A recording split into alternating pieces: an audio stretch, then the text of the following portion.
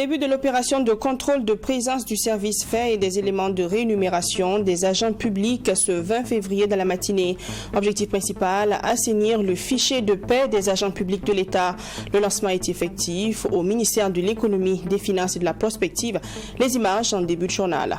Des organisations paysannes invitent le gouvernement à préserver les exploitations agricoles familiales. En conférence de presse, elles interpellent l'autorité publique sur la nécessité d'une promotion immobilière responsable et soucieuse de la préservation de l'exploitation agricole familiale. Vous les entendrez dans ce 20h. Restez avec nous.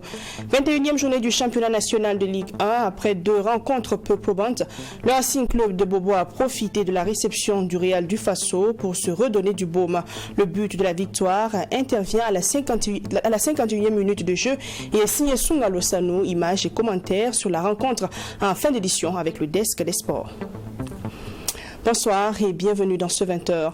Avant de développer ces titres, une information relative à l'embuscade survenue le 17 février sur l'axe Oursidéou contre une unité militaire. Les opérations du ratissage se poursuivent à la fin de cette journée du 20 février.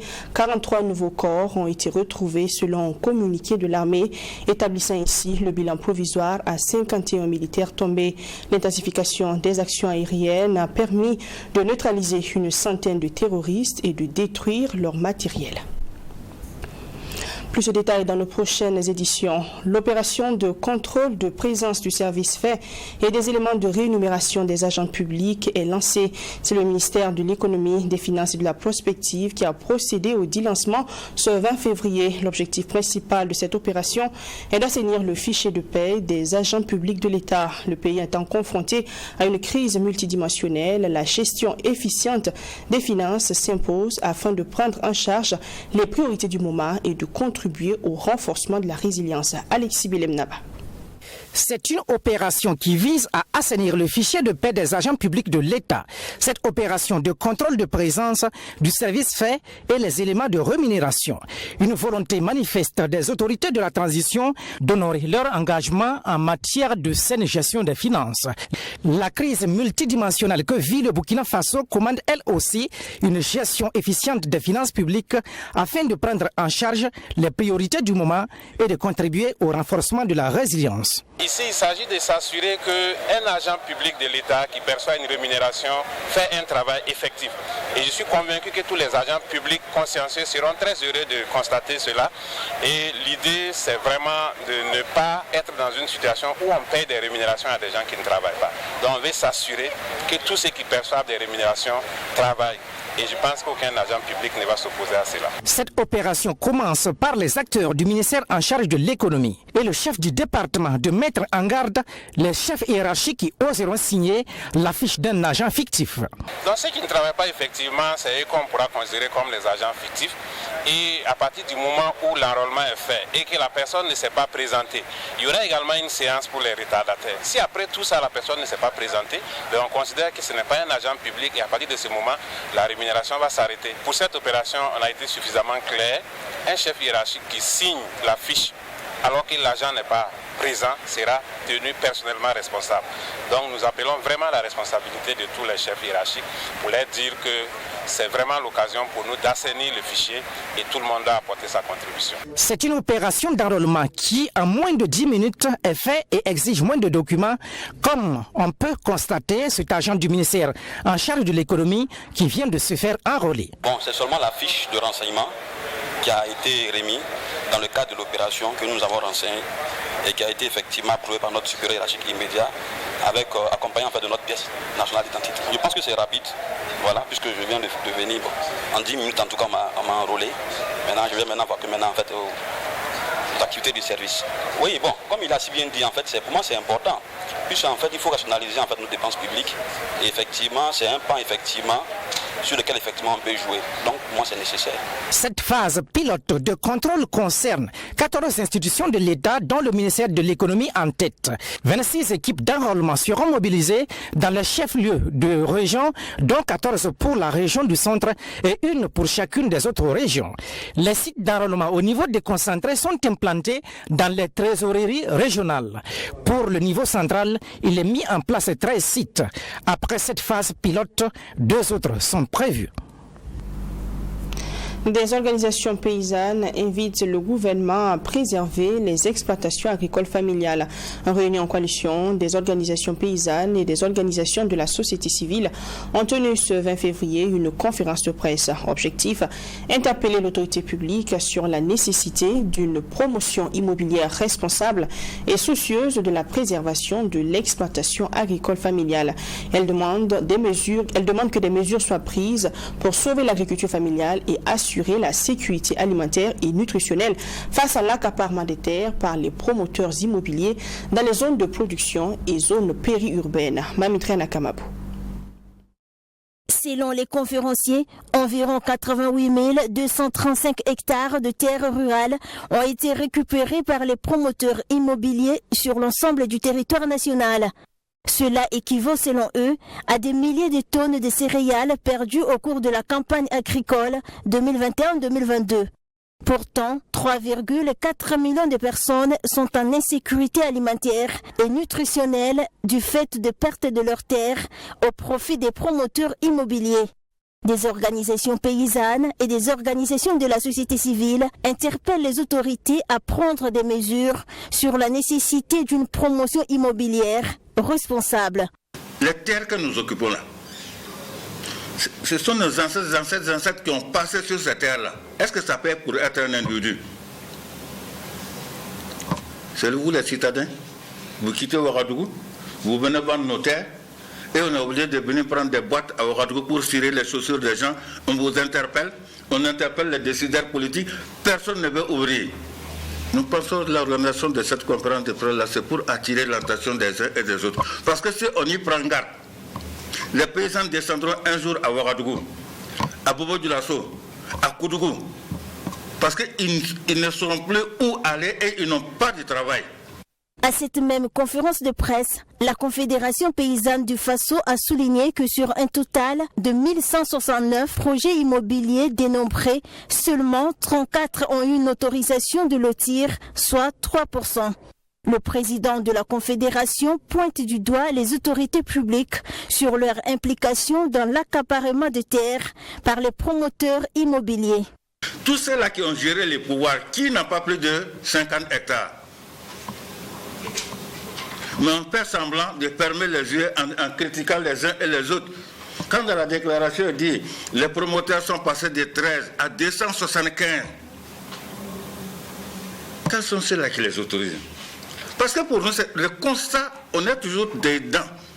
Et quand on dit qu'il faut qu'il y ait des mesures assez fortes, non. Le droit revient à l'État. Quand nous sommes dans un état de droit, il n'y a pas de gens qui sont supérieurs à certains.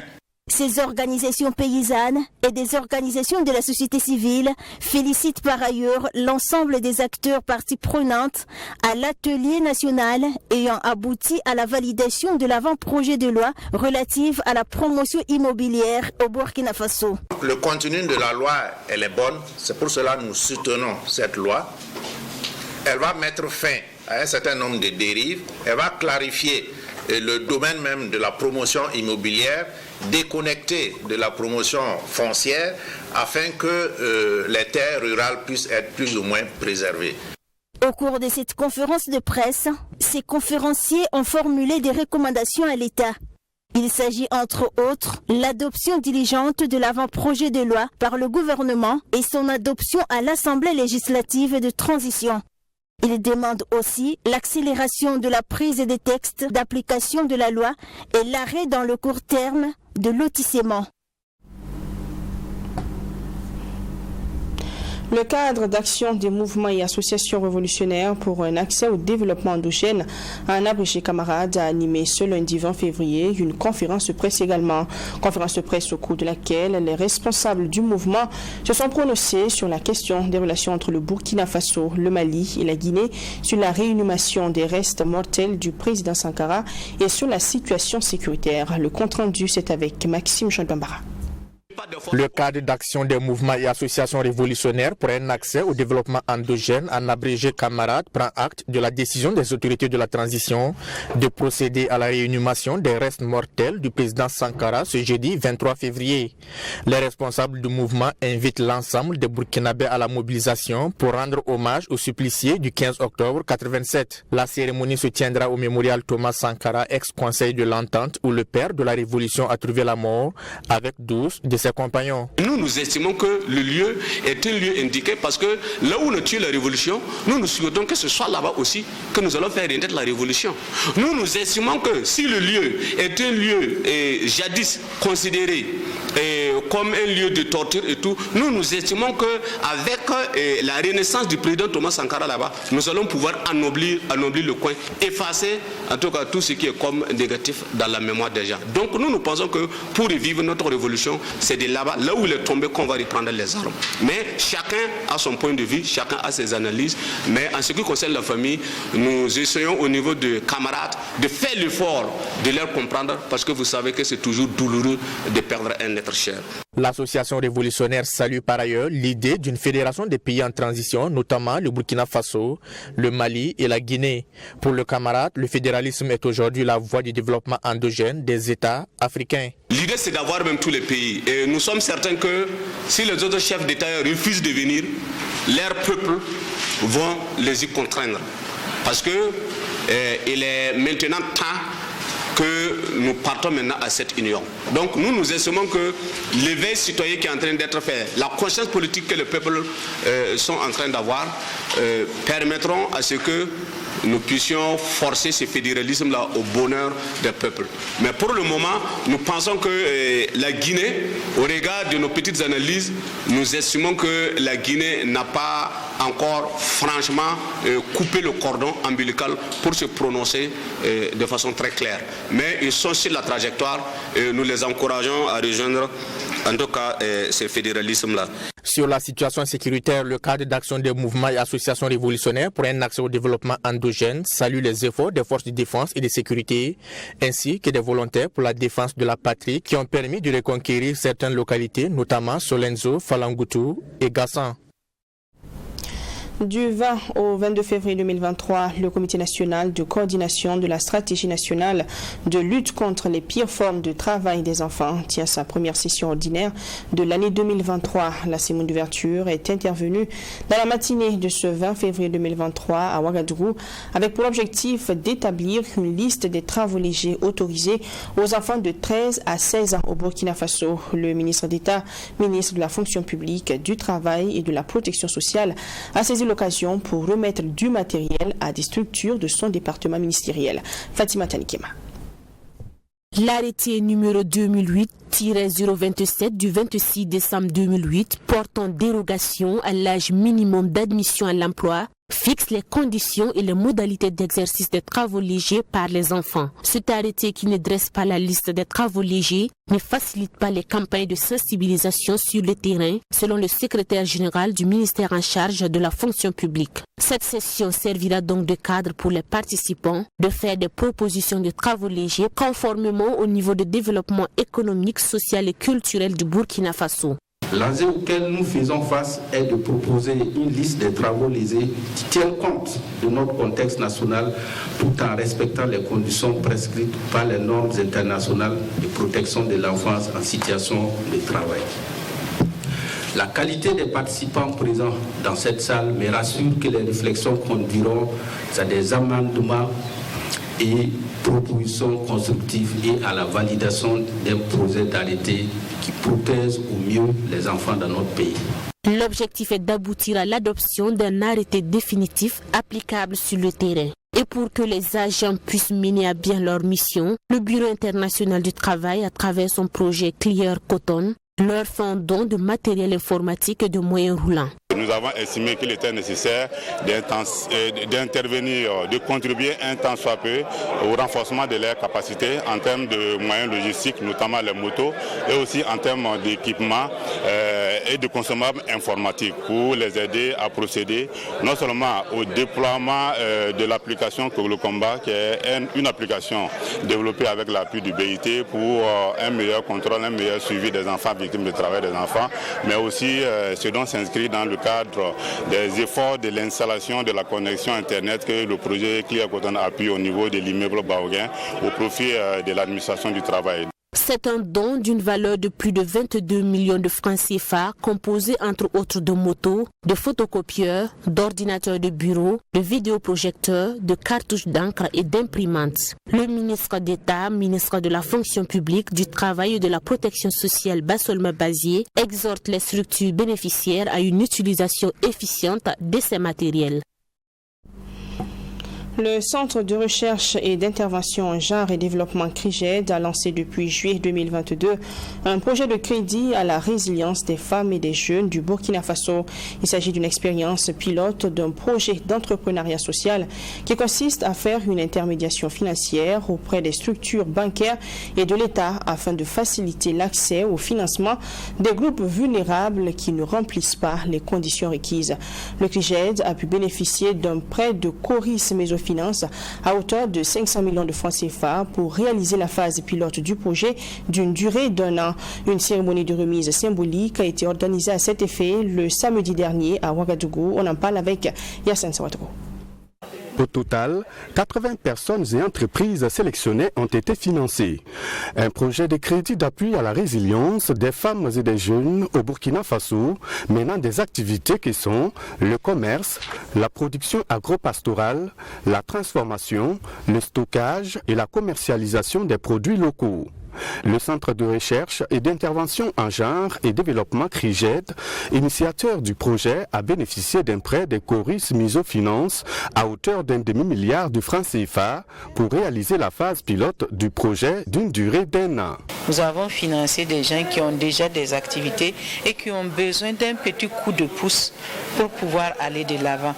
Alors, et nous avons regardé s'ils ont déjà des expériences d'utilisation des crédits. Et s'ils ont des expériences, nous vérifions auprès des institutions chez qui ils ont eu ces expériences, ils ont remboursé fidèlement. Et ensuite, nous voyons quel est le chiffre d'affaires, comment ils arrivent à épargner pour pouvoir rembourser. Nous voyons également quelles sont les nouvelles idées qui sont en train de demander l'argent pour pouvoir donc financer. Pour le directeur général de Coris Mésofinance, il était normal d'accompagner ce projet qui est en droite ligne avec la mission à eux assignée. Il s'agissait pour nous d'accompagner un projet de résilience de jeunes hommes, de jeunes femmes qui se battent au quotidien pour pérenniser leurs activités rémunératrices de revenus. Le CRIGED est intervenu comme facilitateur, comme intermédiaire, mais aussi comme étant une structure qui est impliquée dans l'opération à travers un suivi, à travers aussi la formation, le conseil, et c'est ce qui nous a conforté davantage à pouvoir accompagner ce projet qui entre aussi dans notre vision d'accompagner les couches vulnérables. Donc c'est pour dire que c'est une opération qui est totalement en droite ligne avec nos missions et c'est pourquoi nous l'avons soutenue. Les bénéficiaires n'ont que des mots de satisfaction, d'autant plus que ce financement permettra de booster leurs activités. C'est pour payer les matériels pour pouvoir bien travailler. Je suis dans la restauration. Bon, pour le moment, je fais ça en ligne, on commande et puis je livre, mais je fais des pauses café. S'il y a les mariages, on prépare, baptême, anniversaire.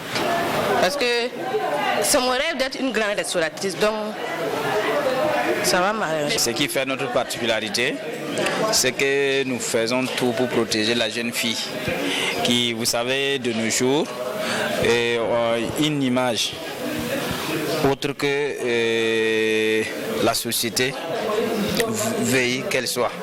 Les gens les traitent les filles qui travaillent dans les maquis comme des prostituées. nous on essaie de barrer. 172 dossiers ont été reçus pour une demande de plus d'1 milliard de francs CFA, mais le Centre de recherche et d'intervention en genre et développement a bénéficié de la somme de 500 millions de francs CFA pour 80 bénéficiaires. Le montant au profit des bénéficiaires varie de 150 000 à 50 millions de francs CFA. Cette phase pilote concerne 3 régions, à savoir l'Est, le centre et le plateau central. Le CRIGED compte élargir son projet à d'autres régions du Burkina Faso si toutefois les partenaires augmentent l'enveloppe financière.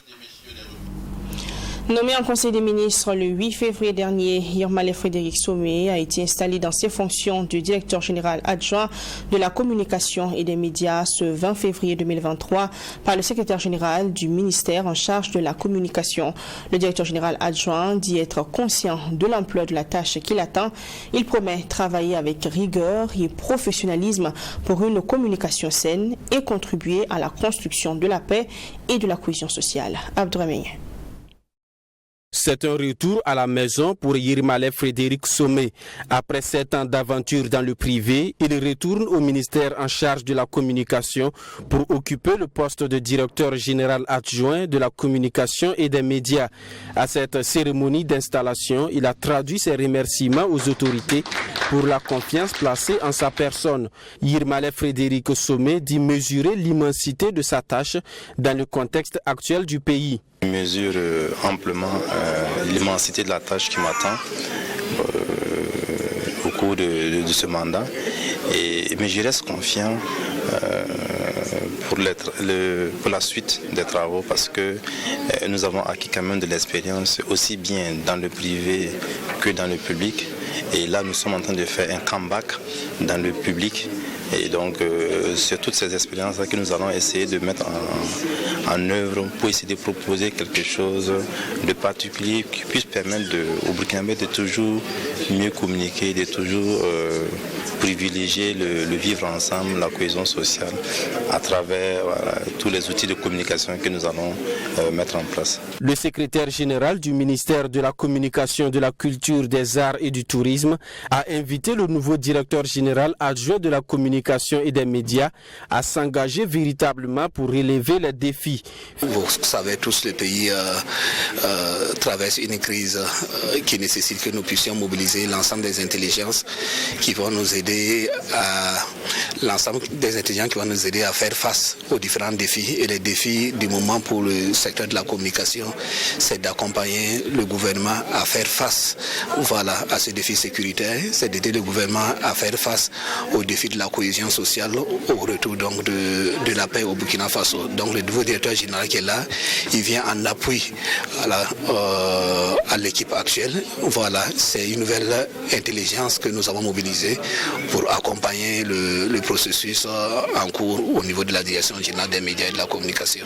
Yirmaleh Frédéric Somé, précédemment directeur général de Tam Tam Group Presse, est conseiller en sciences de l'information et de la communication.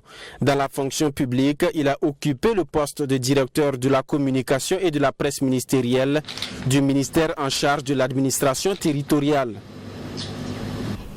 Football, sortant de 2 rencontres peu probantes, le Racing Club de Bobo a profité de la réception du Real du Faso pour se redonner du baume dans une rencontre difficile où les occasions se faisaient rares. Les Tigres de Diaradougou s'en sont remis à leur buteur providentiel, Sungalo Sano, pour ouvrir la marque à la 51e minute. Une victoire qui permet au RCB de renouer avec la victoire et de regarder un peu plus haut dans le classement. John William Sonda. Enfin la bonne direction pour le RCB. Après une défaite lors du derby face à l'ASFB et un petit nul face à l'AS Sonabel, le club de Diaradougou retrouve le nord. En réception du Real du Faso lors de la 21e journée, les Tigres n'ont pas su se montrer dangereux en première période, si bien que le score au Marquois affichait 0 but partout au terme des 45 premières minutes. À la reprise, les hommes d'Oscar Barro ne mettent que 5 minutes pour trouver la faille lorsque Sungalo Ibrahim Sanou voit sa frappe déviée pour l'ouverture du score à la 51e minute. 1-0 en faveur des Tigres qui étreignent leur avantage jusqu'au coup du sifflet final, non sans manquer plusieurs autres situations. Car cela ne tienne, Oscar Barro savoure cette victoire qui tombe dans un contexte quelque peu particulier pour son groupe. Et on sait que ça allait être un match très difficile pour nous. Nous avons l'infirmerie qui est pleine. On a 7 joueurs qui sont blessés. En plus de ça, nous savons que Real du Faso joue une situation difficile. Donc des équipes comme ça, il est très difficile de les jouer. Mais il fallait se préparer en conséquence parce que c'est un match qu'il fallait gagner dans le mental. Je pense que les garçons ont su répondre à cela aujourd'hui. Et félicitations à eux. Désormais premier non relégable à égalité de points avec l'Étoile filante de Ouagadougou avant-dernier au classement, le Real du Faso a manqué l'occasion de prendre un peu plus de distance avec la zone rouge.